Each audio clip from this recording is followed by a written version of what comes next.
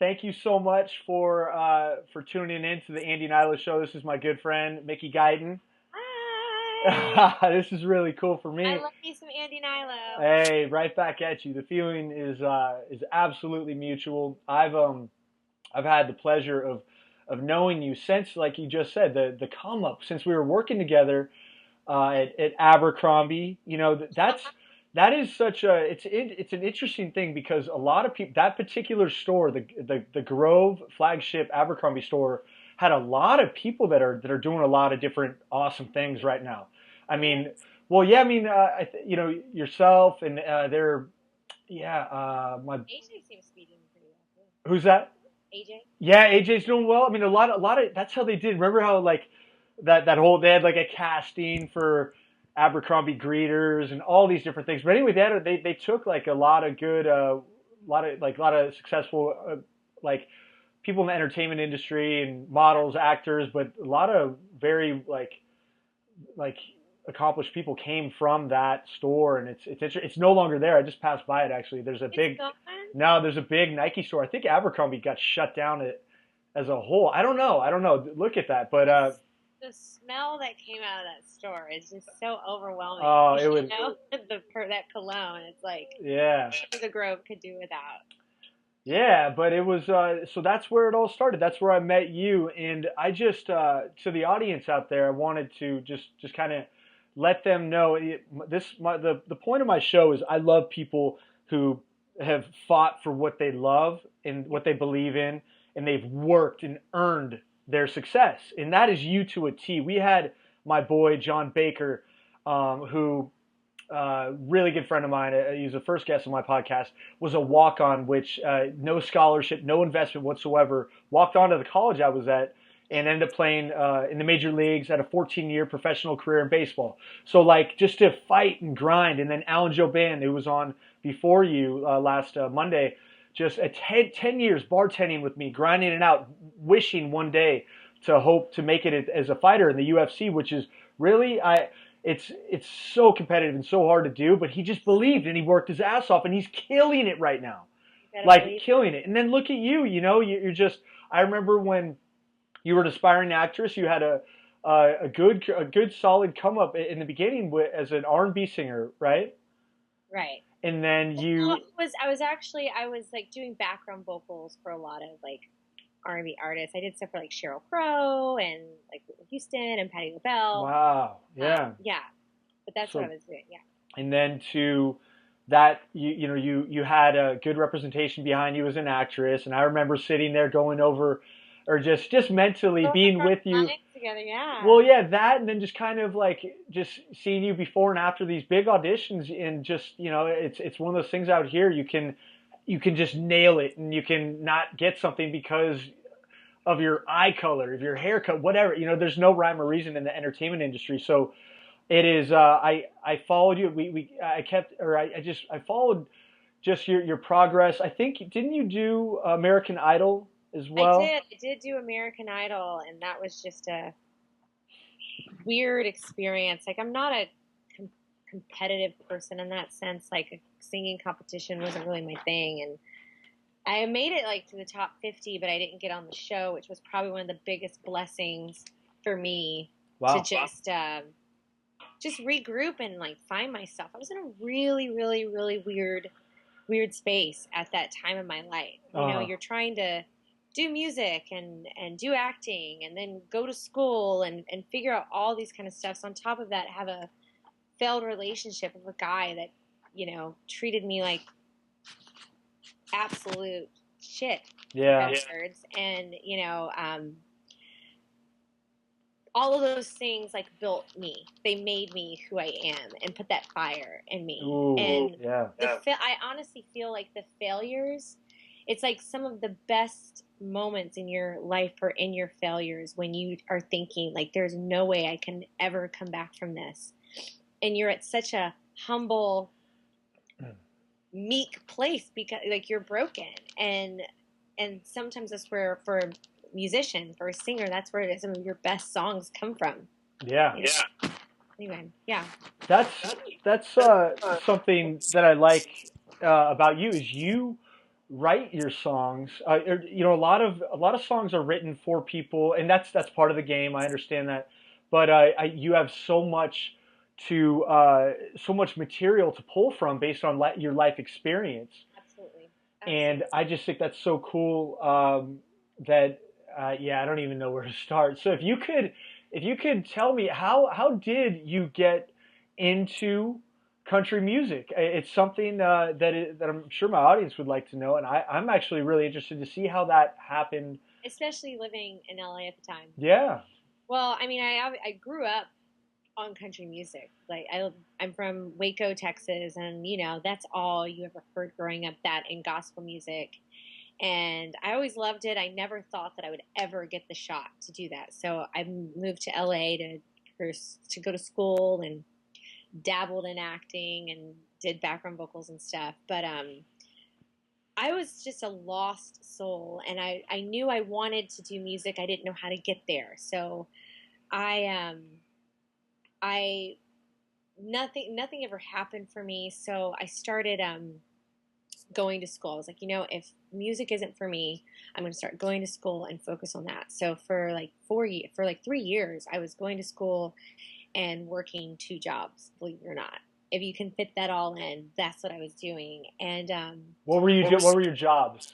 I worked at a clothing store called BB, and I worked at a cigar club, the Grand Havana Room in Beverly Hills, as a Okay. hostess at a restaurant. So everything I did was customer service. So I was doing all of that, and I just kept like praying, like, God, like, if this is what you want me to do, like, I've been doing this for 3 years and nothing has happened. And he kept saying, just trust me, just trust me, just trust me. So I had just about had enough. I had worked, obviously I was working two jobs, going to school, had a crappy boyfriend, and when he broke my heart, I just didn't really have much more to know, and no other reason to be in LA. So right when I was going I was going home to surprise my mom for her birthday, and I was at a mall that I never go to. I lived by the beach, and I was all the way out in the valley because I had to go between two campuses for school. Mm-hmm. So I was in the valley at a mall out there. I was going to get my mom a present for her birthday because I was going to surprise her for her birthday. And I ran into this hip hop DJ that I knew and I met from a movie that I did with Nick Cannon. And this was Nick Cannon's DJ. So I ran into him at the mall, and I was going to try to I was trying to just get away from him. I didn't want him to ask me about my career because nothing was going on. I was about to go and tell my mom I was moving back home. Oh wow! And I was literally that day. Wow! Or the next day, I was going to tell my mom I was moving back home to Texas. And he was on the phone, and he was coming down the escalator, and I was like, "Hey, bye! I'm going to walk off." And he was like, "Wait! Come here!" And I was like, okay, what are you going to ask me? And he says to me, so what are you doing these days? And I was just like, I'm going to school. And he was like, you sing, right? And I was like, yeah, I sing. And he was like, well, what kind of music do you sing? And I was like, why am I going to tell this hip hop DJ I sing country music? He's not going to know what I'm talking about. So I said, I sing country music. And he goes, that's crazy, because my boy, Julian Raymond worked at Capitol Records for like 10 years, had just left and had just finished producing a album for Glenn Campbell. Oh wow! And he was like, one thing I've never seen was an African American female country singer, and I know they're out there. Why aren't they there? And I was like, well, I'm right here. So I ended up not telling. I ended up giving him my number, and he was like, well, I'm going to call you. And there was something about that just felt right. I don't know how to explain it. It was just like instantly when I gave my number, I was like, I think this is a good thing. And so I didn't tell my parents I was moving back home. I got fired from I had gotten fired from one of my jobs. Well, actually I had 3 jobs. So it was like my hostessing job I got fired from because I was flying home to see my mom. And I come back and I start working with Julian Raymond. Then Julian Raymond was managed by my now managers, Gary Borman and Steve Moyer. Gary Borman managed Faith Hill throughout her entire career. He still manages Keith Urban, Lady Antebellum, Dwight Yoakam, Alison Krauss, and Wow. and then Steve Moyer is more on the business side, where he manages a lot of record executives. So all of this came out of nowhere, and it's just, I can only say, like, it's just belief. You just have to believe in it, and we've got to work. Like, nothing good comes easy. And then I ended up getting a record deal with Capitol Records, which is now Universal Records. Wow. I had a top 30 single on country radio. Nominated for an ACM award. Yep. Another single out. I'm about to put an album out in January, and it's just such a blessing. It really pays off. Yeah, that's got to be surreal, because if you hadn't, what if you would have looked the other way, or if he hadn't seen you, you would, you'd be back possibly in Texas, maybe not even pursuing your job. I don't know where you were at mentally. I've been working in an office job. Oh. I probably would have married some guy that I didn't need to be with, and I probably would have had, kids, and missed this opportunity that I knew that I truly believe that God has for me. I do. That's amazing. I love to hear things like that. That is, did you know who Julian Raymond, did you have to look him up, or when he said that name, did you know? I had no idea who he was. I had no idea who Gary Borman was. I had no idea who Steve Moyer is. So you booked a flight out to, there's probably some emails and conversations back and forth? It's based in Los Angeles. Oh, okay. We're based in Los Angeles, as crazy as that sounds. And not only did I get a record, like, these guys are really powerful. And like, I can't take any credit for it. There's no way I should have even been in the office with these people. It was truly fate, blessings, and hard work. And just when you think you want to give up, just keep pushing, because there's this picture online of this guy digging in a tunnel for diamonds. Have you seen that? No. It's two guys in a tunnel, and they're digging for diamonds. You see the diamonds on one side. It's an illustration. And one guy, you see him dragging his shovel back, he's so sad, and he was literally inches away from getting the diamonds. And had he have just continued to just push that inch more, he would have got them, but he gave up too soon. And the other guy just kept going, and he got him. And that's just the true, that's true testament. You can't ever give up on your dream and on your journey. That's it. I completely agree. It's disappointing when people do. You see examples after example. You see example after example of people just who grind it out and fight, and things like this happen when I really believe in the energy that you emit and how you treat others, and that constant. I would, very similar to you, I was grinding it out after my accident, and just in working jobs. I knew something was going to happen. But the thing is, I didn't really have any direction or a passion that was in front of me that I was working towards. I was working off the whole very happy to be alive, and just going from that, and getting back to my zest that was taken away from me after my accident, getting my mental happiness back. That was my first goal, but never. I was out here, working as a model and an actor as well, doing the nighttime jobs, and then driving home every night, going sane, like you said, expressing to the universe gratitude and just how lucky I know that I am to still be here, and to be able to smile, and to be able to chew, and to do little things. You say that every day, genuinely, with authenticity. Man, it's just so. It explains a lot of why certain things are happening. For me, and it explains a lot why things are happening to you as well. And I really hope, I know that it's going to motivate someone out there who's listening to this just to follow. It's fun to follow your heart and not give in to what society tells you you should be doing. I do have to ask, what was that process like, walking into that room? I get a little, when I would get little callbacks or whatever, I would feel my face kind of twitch a little bit when I'm in the room with producers, and I'd be like, oh shit, here it is. Yeah. Now, when you're around the people who have the power to make a decision that's going to change your life, this is everything that you've wanted to do forever.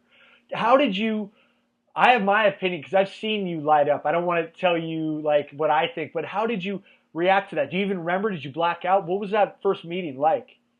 No, the first meeting, like I didn't know who these guys were, and I didn't Google them. I didn't do any of that. I just walked into their office in Santa Monica. So when I went into the office with, are you talking about for the record label or for my management? Your initial meeting With the management. after, yes, with the Yes. management. So I I had been working with Julian. We've been working on these songs together, and so he had took me in to see his manager, Steve. And the moment I walked into the office, I was like, okay, this is legit. Like, it's not just, you can usually tell when something's real and when something isn't. Yeah. And first of all, when it's real, they're going to always tell you the truth. And you're not going to be having to shove out money to somebody when it's real. So anyway, I went in there and we were just going to just plan some songs to just see if this was a direction that we should continue to pursue. And so I met with Steve, and Steve says, hold on one moment. And all of this is fate, I'm telling you, because Gary Borman happened to be in the office that day. And Gary is never in the office, like ever. Like, he's always in Ohio. He has a home in Ohio. And he just happened to be there that week. And so Steve tried to get Gary to come and hear me sing. Gary didn't want to meet me at first because I don't think he wanted to work with any more female singers because we're dramatic, we are emotional, we've got all these hormones going everywhere. He didn't want to work with me, but he came down the hall anyway and sang with me. I sat there and I sang for him, and he told me my songs weren't hit songs. He pretty much said my songs suck. Wow. He did, but he saw my potential in my voice. Ah. And he was like, I could get you a deal with these songs, but I can get you an even better deal if that's what you want. And I was like, that's what I want. That's what I want. Like, and what did he mean by that?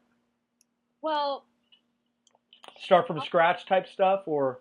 Well, the way the music industry works now, everybody, when they sign a new record deal, they sign a 360 deal.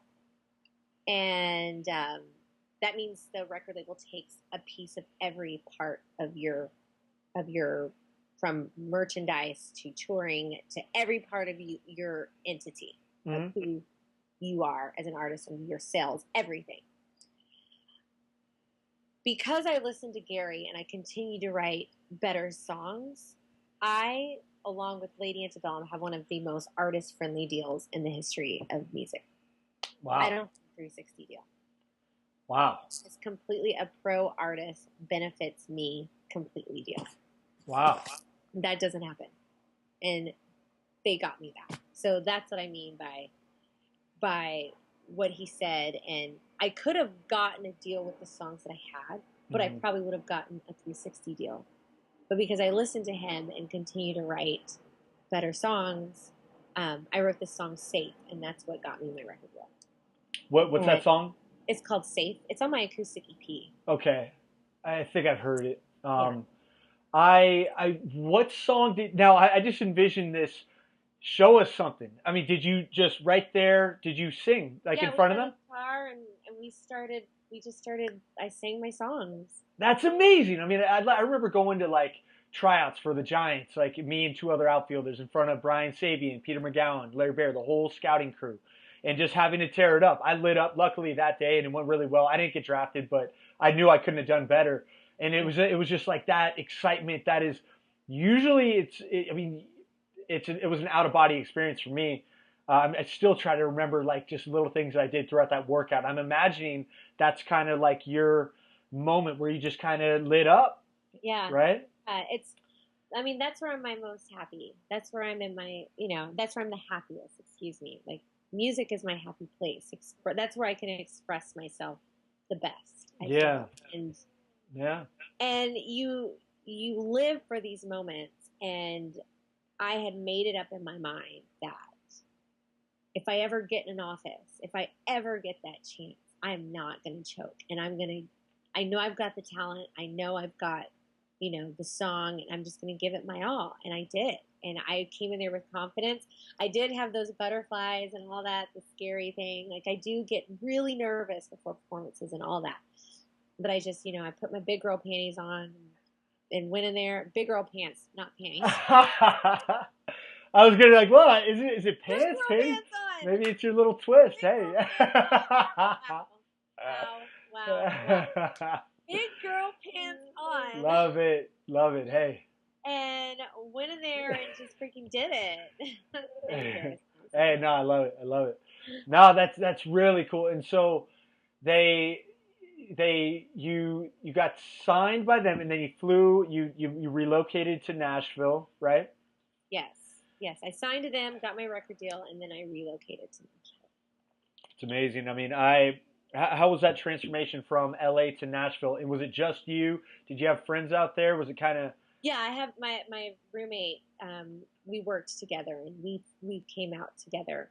But I moved out there in December, and I'm in Nashville right now. I moved out here to Nashville in December. So imagine it's 75 degrees in LA. Yeah. And you come to Nashville in December. It's snowing? 40 degrees. Snowing? So it was. Did it snow a little bit? Like, you get the whole portion? No, we don't. Well, we got snow this year. We got like 12 inches of snow, but it didn't really snow that year. But it was really cold, and that was a transition. And at that time, Nashville was still coming up. Like, it's like a booming town now, but at that time it wasn't. So really, everybody was gone. Like, all the college students were gone, so it was just an empty town. And it was a hard transition, but and I was scared. I mean, I'm different, and you just don't know how people are going to perceive you. Or receive you. And so I just didn't know, but everybody was so kind.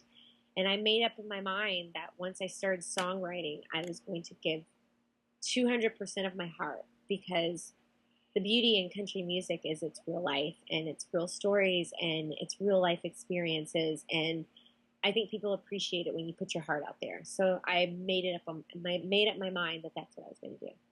Ah, that's awesome. And you just went for it. I love it when people just go for it, and they just have this vision. I mean, it's just like laser focused, tunnel vision. I just like, it's so much fun for me to watch you and your success. When you first went out there, it wasn't all it wasn't as smooth sailing. So once this is done, it's not as easy as people think, right? Like, you gotta. Oh, no. People need to realize, like, if you want to do music, like, getting a record deal is like, or a music career is like a marriage. When you're shopping for your record deal, that's you dating, and then you find your person, and there's contract negotiations. Mm-hmm. That's like the engagement, and then there's the wedding, and signing the dotted line and signing to this record label is the wedding. Right. And then making this album and building your career is the marriage. And it's hard, and there are going to be times where you can't stand each other. There's times when you love each other. There's going to be all these ups and downs, and that's how I like to describe the music industry. And it was really hard, because when I moved out there, I had all these expenses happen to me, and my bank account just like. Yeah. I had my car transmission blow out, all this kind of stuff. My bank account was just like being emptied out, like right before my eyes. So at the same time that I am writing songs for my album, I got a job at Nordstrom in the lingerie department. So I was writing Monday through Thursday. I was writing Monday through Thursday. And then Friday, Saturday, Sunday, I was working at Nordstrom. So I was working 7 days a week, essentially, because writing is working. Yeah. I dropped like 20 pounds because it wasn't like I was doing it on purpose. I just was so busy. I I would forget to eat. Yeah. And I mean, it's all a grind. And even then, it's like you're dealing with finding the right songs for you and finding your voice amongst all of these other artists. And country music, I mean, pop music is super competitive, but country music is too. And the first week that I came out here to Nashville, I was so taken off guard by how talented these musicians and artists are out here. Like, it's unlike anything I've ever seen in my life. Wow. Like, you go into a bar and there's 3 girls that can sing like Kelly Clarkson, and you start thinking, why do I even deserve this record deal? And that's what I was experiencing all the time. Wow. And it took me, 3-4 years or 3 years, 3.5 years for the label to even okay me for a song. That's a long time on the radio. Yeah. Jeez. It's the long time of your life, and you just start seeing your life. And that's the other thing, when you're pursuing these crazy dreams and not living your life in the norm, you're sacrificing so much. You're sacrificing, like, I've sacrificed time with my family. Like, I've literally seen my mom and my dad and my brother and my sisters and my nieces and nephew, like, grow up before my eyes. And I've missed so many pivotal moments in their lives. Yeah. And it's all about the sacrifice. And it's not easy. And you have to, like, deal with that. And so you better love this and know what you're getting into, whenever you're pursuing your dreams. It's hard. Nothing good comes easy. Oh, yeah. No, I can imagine. I mean, you're right. It is that sacrifice, but it's the rewarding feeling that I cannot imagine. Have they seen you perform live at one of your, did you get a chance? Now I want to talk about touring. Yeah. Now to the audience out there, Mickey had a chance to, this past year, didn't you toured with Brad Paisley and Justin Moore, right? Yeah. And these are names. Come on. That is, and I got to sing Whiskey Lullaby with Brad every night. Come on. That is, very cool. And you're the reason why I have so much respect for you is you're open to your fans and your following. Like, I'm living but it's authentic. It's like you're as excited as they are. You're like I literally can't believe it. Like, you dream of, like, it's like, I can't wait to have a tour bus. And you get a tour bus and you're like, holy shit, I've got a tour bus. Like, I've got a freaking tour bus right here, And I get car sick on the tour bus, but I have my own tour bus. Wow. It was so cool. And Brad and Justin are such amazing people.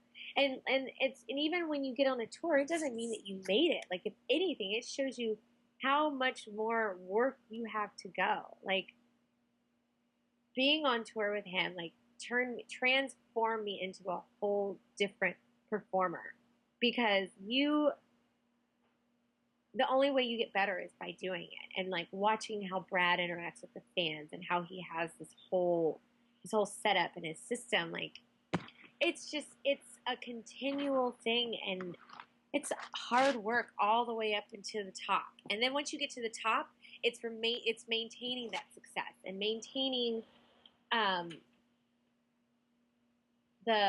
maintaining your fans and keeping people interested and wanting to hear what you do. It's hard out there, man. Yeah, but you're learning. It's almost like you got from a seasoned veteran, a true pro. Oh yeah. And just to kind of condition you, and that's great.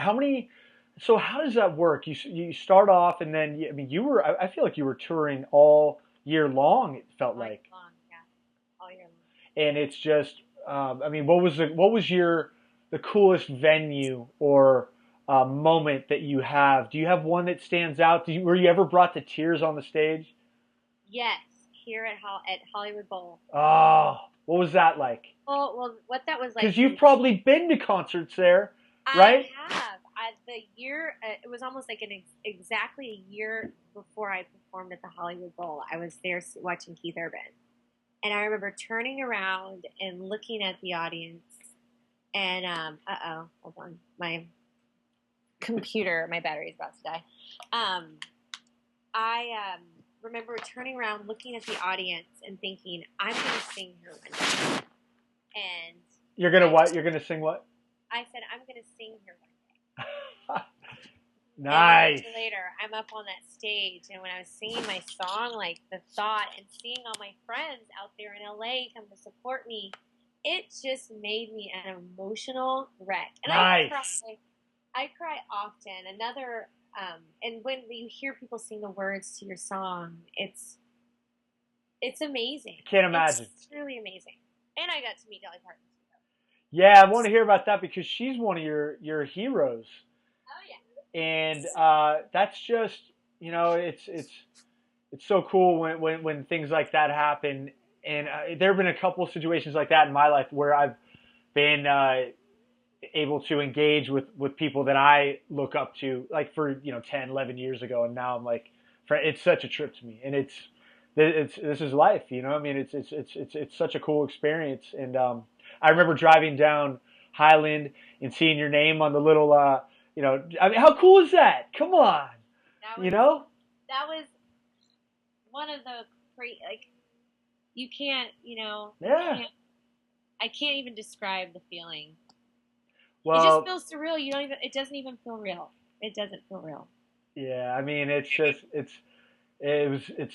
so much fun for me because I know the not all of them, but I know your the ups and downs, the peaks and valleys that you've experienced. We've all had doubt. We're human. We've all had wondered what if.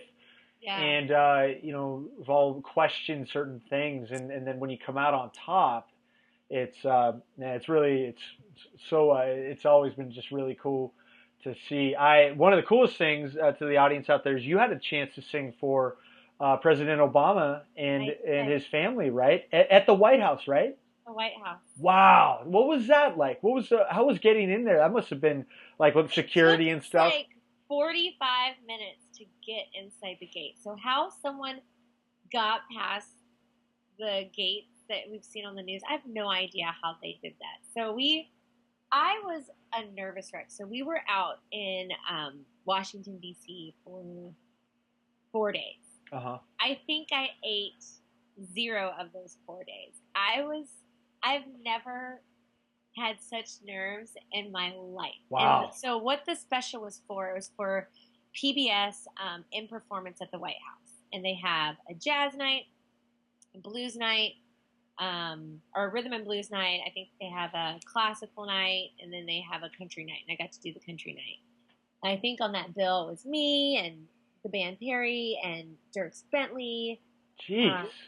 Lauren Elena, Chris Christopherson, James Taylor. Come on. Love it. It was really, really cool. Darius Rucker, and I was like the no name in there. So I was freaking out. Wow. Anyway, they asked me to sing Crazy by Patsy Cline. And so when we drive up to like the first gate, I'm like, hi, I'm singing for the president. And the security guard was like, ID, please. Okay. Bad mood, I hand my ID. So then we go through, and then out of nowhere, like this van comes from wherever, and there's like a dog coming and sniffing our car. I'm sure there were like guns pointed at us. Who knows what was going on? I have no idea.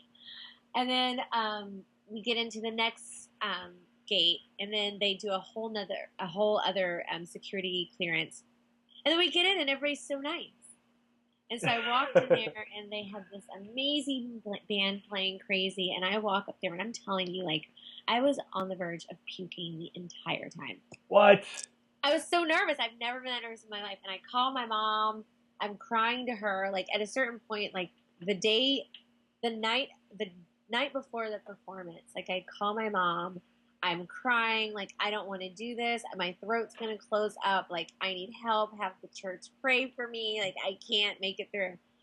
And then when it was time for the actual performance, like, we got to meet the president before we sang. I have my picture hanging up on my wall over there. Oh, yeah? Yeah, I do. And it was unreal. Like, I told President Obama, and I told First Lady Michelle Obama that I was so nervous. They were so nice. Like, Michelle is so tall, and President Obama has like the longest head. Like, it's like Really? We see like caricatures of him, like like they usually exaggerate your face. His is pretty accurate, huh? His is his whole head. It's like so big because it is. But anyway, we I when it was my turn to perform, I was like kind of towards the end of the night, and I'm like freaking out, all this kind of stuff. I get up there, and it was literally like I like a jacket of nerve, like I had a coat of nerves, and it's like almost like I took it off, and like I was lifted, and I was okay, and I was like nervous, and it was like one of the most amazing experiences. And then after I did my part, I freaking beeline to the red room. And my makeup artist is following me, and I literally turn around and start sobbing in her boobs. Wow. She was tall, and she had big boobs, and I put my face right. That's a good visual right there. Oh my God, I was crying so hard because I was just like so overwhelmed with like, emotion, pressure, and emotion, and all this kind of stuff. And it was amazing, and I'll never, ever, ever forget it. Oh my God, I'll never forget it. Yeah, I remember that's on YouTube. Right? Yeah. So for the audience out there, if you want to check it out, I've seen the performance, and it was you were just so in control. I mean, I know we're our own biggest critics, but I mean, we're all looking for like little things that we're doing wrong or whatever. I know little things that I've done, but that I see. But man, you were in so much control during that moment, which arguably is one of the best moments of your life so far. So that's just so awesome. It's not on my bucket list, that's for sure. So that's really cool that I got to do that. And yeah, no. I never thought I would ever meet a president, let alone sing for him. Yeah, no, that's amazing. And I did. We had the audience that had a couple questions here that let's see here. It is. Oh, never mind. That's okay. What do you do to mentally prepare before performing? Do you have any routines that you do? Do you pray? Do you what kind of exercises? Any vocal exercises? What about that? Oh yes. So I have my vocal coach. Her name is Rachel Riggs. She is the daughter of Seth Riggs, who invented speech level singing, and his students were Michael Jackson, Gladys Knight. Wow. Like anybody, Paris Hilton, like they've all worked with all of them. And so I have to do vocal exercises because like what I tell people is Mick, you kind of cut off there. Did you? Oh, there you go. Okay, yeah, you're good. Can you hear me now? Yeah. So yeah, I have to do my vocal exercises. People like your vocal cords are a muscle. Right. And it's just like when you go work out, or if you go and you're going to play baseball, you can't just go out there and start, a game without like stretching and warming up. And that's the same thing with your vocal cords. So I do that. I definitely pray. I kind of just stay to myself. The thing with touring, especially, like how it works is you leave the venue at maybe like 12 midnight, and you wake up in your next venue. So you're kind of just waiting around all day. Yeah. With Brad, there was really great catering, so I ate a lot. But I try not to eat like right before I sing because it's just uncomfortable and whatnot. But I definitely I just really kind of focus, say my prayers, and just do my vocal warm ups as well as do my makeup and get myself all ready and try to be pretty for the people out there. But that's what I do. Yeah. So let's see here. What do you want your fans to take away from your persona and stage presence? I want people to feel like I am singing right to them. I want people to feel like I'm their best friend because I am. I am every woman, and I try to be as relatable as possible and as real as possible because I know that that's what I would want from artists that I admire and love to hear sing. For instance, like Adele. Like when I watch her, I just feel like she's your best friend. And that's what I want. I want people to feel that I'm their best friend and feel that, feel uplifted and feel like I'm uplifting them and making them smile. That's what I want. Yeah, no, that's, I can see that. And even your engagement with fans, your following, it's real, it's authentic. It's the coolest thing to me because there's nothing that repels me quicker than when people don't have that, like that humility, that common ground, like we're all here doing our thing, trying to find our way. We're human. I will never understand when someone thinks that they're above someone else. I just, nothing's changed mentally. It's so beautiful to me to see in your success that you're still, I mean, just you're Mickey, and like you're like this flower that's continuing to blossom, and people. Hold on. Excuse me. I hope that didn't get caught on. Anyway, but it's in the microphone. But anyway, yeah, it's just I love seeing good people win. I love seeing people win in general. But man, when someone that you really respect and have watched grind it out, and I've seen you shed tears in my living room and be so uncertain about where this life was going to take you, and look at you now, like big respect, nothing but love on my end, and that's real. I hope you know that. So I really nothing but love for you when you're out here next week. And hi. Oh, hey, I know you know that I mean that, and that's what this show is all about. I love seeing great people win, and you're at the top of my list, literally. I mean, that's it. You're the first. I love you, Andy. Right back at you. I love you too, and I just it's so good personally to catch up with you, but also to share your story with people out there that get to see you. It's as talented as you are. I think your best quality is right here. I'm pointing to my heart, right there.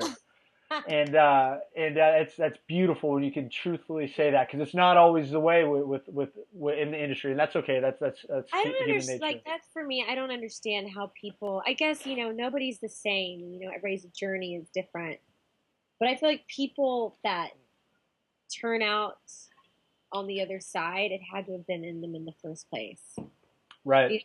Yeah. Or I don't know, but for me, I know the struggles. I know what it's like to feel your lowest of lows, and I know what it's like to feel your highest of high. And yeah.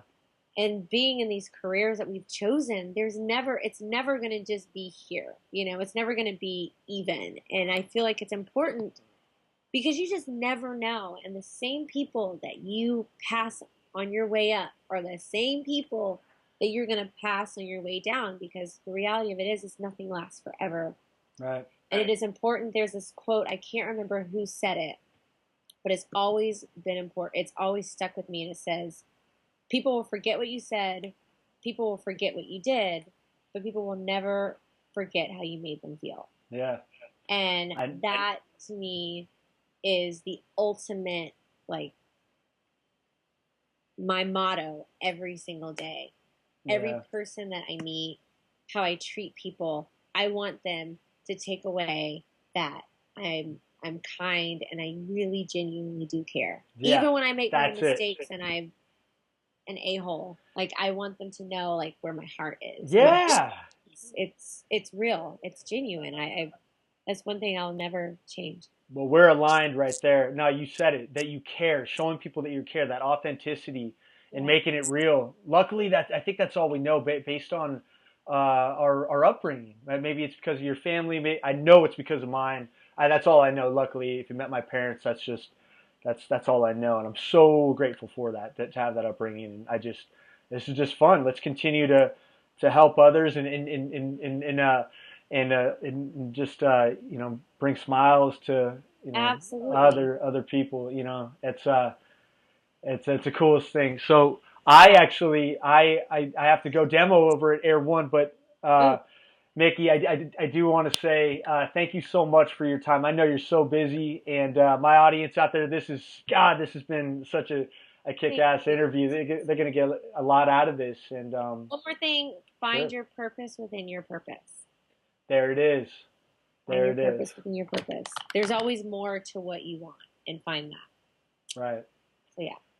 All right. Well, thank you so much for your time. Yes, let's hang out when I come to LA next Absolutely. week. Let's do that. All right. Thanks again. All right. Bye. Bye.